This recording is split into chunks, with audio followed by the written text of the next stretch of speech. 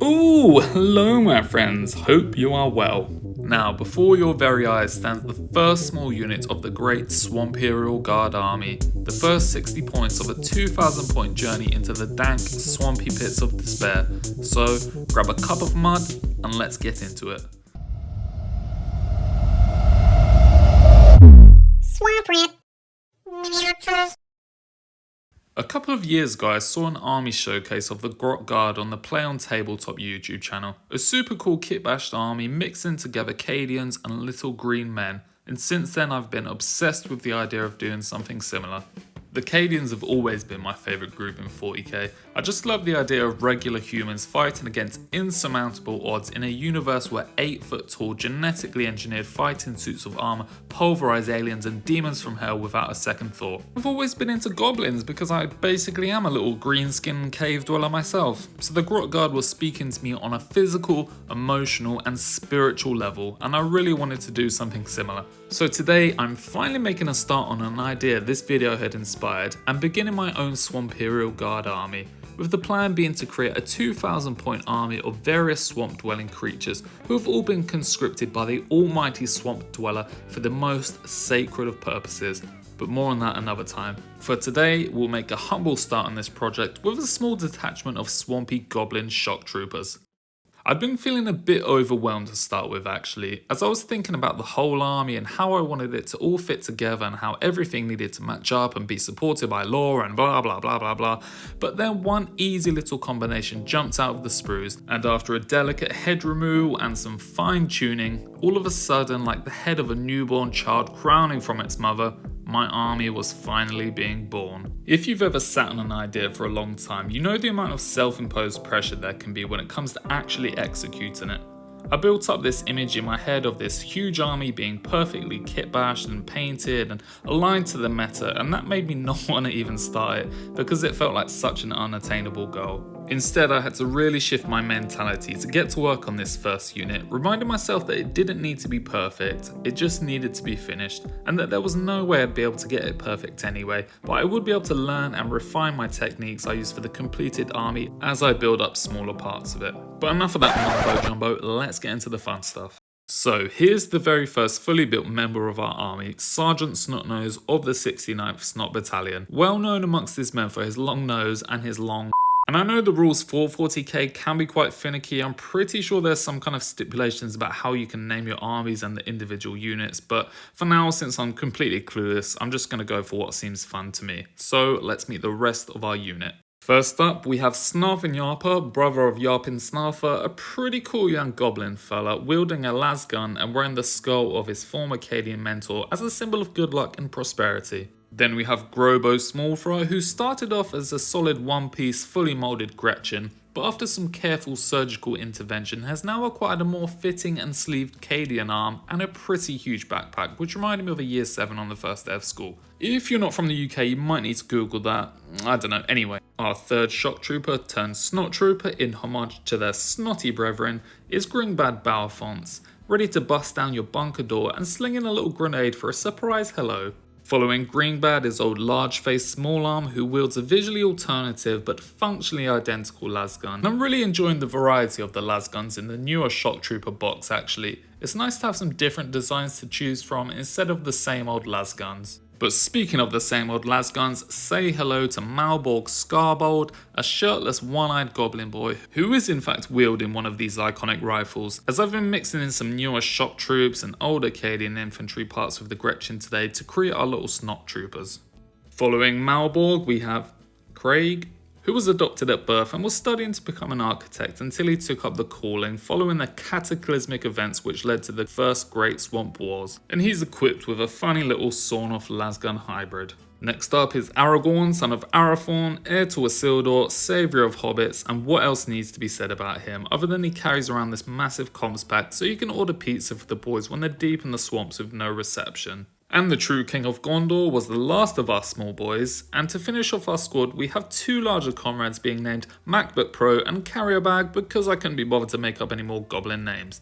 And in my headcanon, the goblins that grow largest go on to receive the more important roles in the army, as they're thought to be more gifted than their smaller compatriots. So these boys get to wield some heavier weapons, with MacBook Pro using a grenade launcher and carrier bag wielding a big old plasma gun.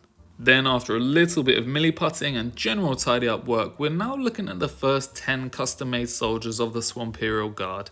In the future we'll have different kinds of creatures joining the ranks, but you can expect to see a lot more goblin soldiers, as they're the main descendants of the ancient one who first issued the call to arms. And also just because I think they're really cool, so massive props to Matthew Beavis' Grot Guard army that inspired these boys. Comment down below and let me know which one of these is your favourite. I think mine's probably Grobo Small Fry, as he ended up with a really cool pose, and I love how heavily burdened he looks. Like the goblin equivalent of Buckaroo if it was a shock trooper ready to yomp and stomp out the enemy. But I do also really like MacBook Pro and Sergeant Snotnose and Malborg, and basically all of them, to be honest. I'm so happy to see these come into life that I was struggling to contain my excitement about them, and it was hard not to love how they were looking despite any flaws they had. But we cannot leave these boys cold and naked. They deserve much better than that, so it's time to treat them to a nice little coat of paint. Now, since this is going to be such a large army, meaning many hours of painting, I thought it would be best to make the painting process as simple and as easy as possible, so I've decided to finally check out some contrast paints, as these should help me cover some ground quite quickly. And I'm first testing them on some old Acadians who have unwillingly sacrificed their lives for the cause. First up was the skin tone, and of course I want my goblin boys to have some beautiful green flesh, so when I saw this Hexray flame I was instantly sold. The bottle and the little colour test swatch thing looked so bright and vibrant that it felt like a no-brainer. But some little part of my lizard brain was telling me to pick up this Karandros green too, even though it looked too dark for what I had in mind. But I'm so glad I did, because the Hexray flame turned out to be quite a weak colour actually.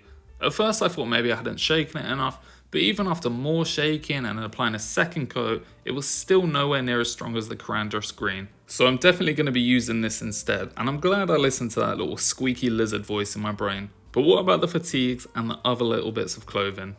I wanted to use either a brown or a grey colour for these, so I tried out Cygor Brown, Rattling Grime and some Eshin Grey, which is not a contrast paint but one of my favourite greys normally. So the Cygor Brown was looking too dark for the fatigues, but should be a good colour choice for any of the pouches and leather bits later on. The Rattling Grime on the other hand surprised me with how much I liked it, and I knew straight away this was the one. It's a nice blend somewhere between a grey and a brown, so it's kind of the best of both worlds and should be perfect for some nice damp swampy clothing. And I tried the Eshin Grey out anyway and hated it compared to the Rattling Grime, so yeah, easy choice on this one.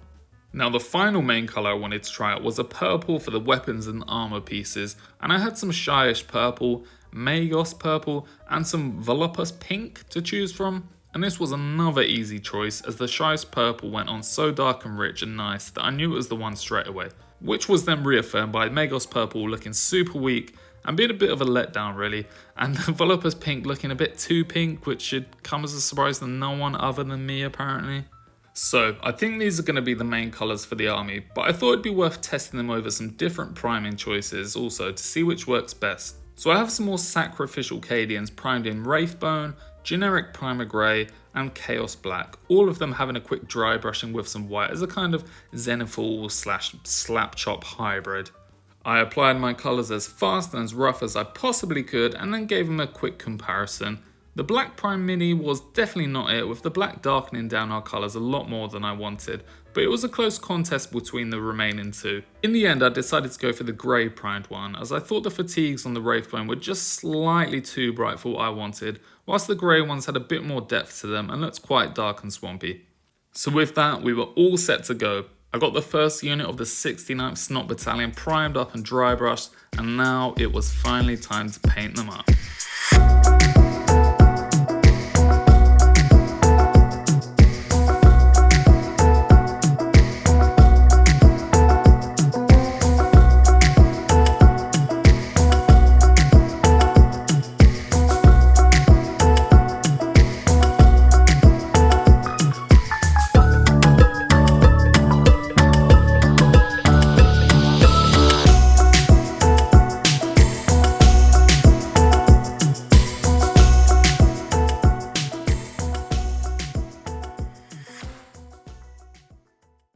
Once I'd added all my basic colours, I then added some metallics with a bit of lead belcher over black, followed by some null or to darken them down.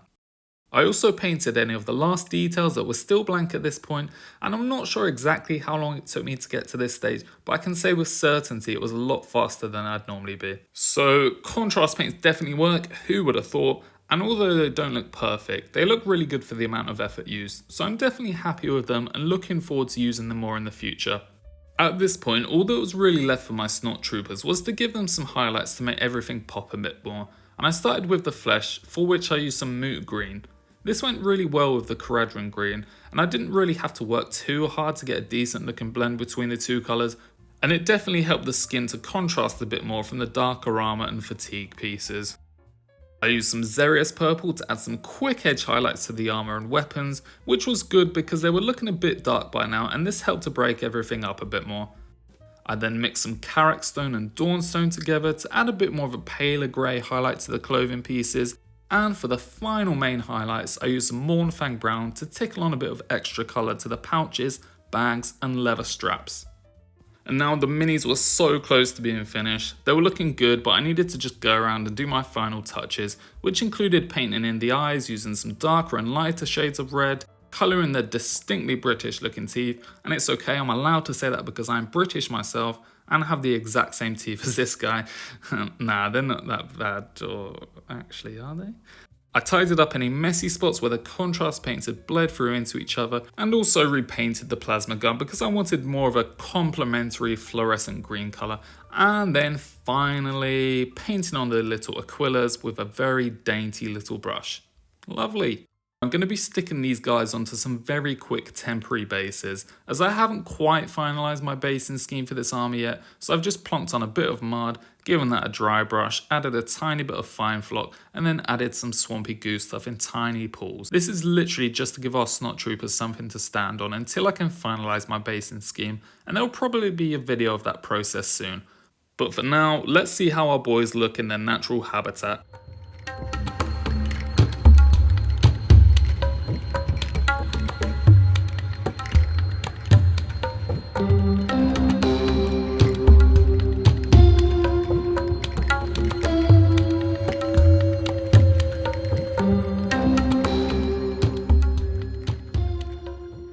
So my friends, what do you think? Let me know down below. I'm quite pleased with these. I feel like I could have pushed the paint job a bit more possibly, but I do want to keep the process simple so I don't end up getting burnt out painting 2,000 points of this and then not wanting to ever look at them again. So I think for now this is a good balance between having a good looking final product and having something that is realistic for me to achieve without having a meltdown. Right now I'm fairly happy with the general colour scheme, but I might end up tweaking some parts in the future, but we'll see what happens. And I will say that contrast paints are pretty awesome. I did really enjoy using them in this video, and I'll definitely be using them again in the future. As we saw, some of them have quite poor coverage and did look a bit shit, but that could have been because I was doing something wrong. But regardless, there are a bunch of really good colours in there with good coverage that are easy to apply, so you will certainly be seeing more of these in the channel in the future. And as a final thought, I'm just so glad that I've made a start on this army. This was my first real-time kit bash in anything significant, and I'm really happy with how these guys are looking, and they were so fun to make, so I'm looking forward to making more progress on this army in the future. If you have any ideas you've been sitting on for a long time, I'd say just go for it. Just start them and don't worry about them being perfect. Just enjoy the process and bring your ideas to life, as you won't regret it. If you've enjoyed this video, then please subscribe or leave a like or a comment and let me know what your favourite part was. There'll be a ton more videos on the Swamperial Guard in the future, kit bashing more of the smaller infantry units and also some of the larger armour vehicles at their disposal. I'm not sure exactly what the schedule will be for these, as I'll still be working on my usual kind of videos too, but if you want to see more, then make sure you stay tuned for another video from your boy, Swamperial Miniatures. See you.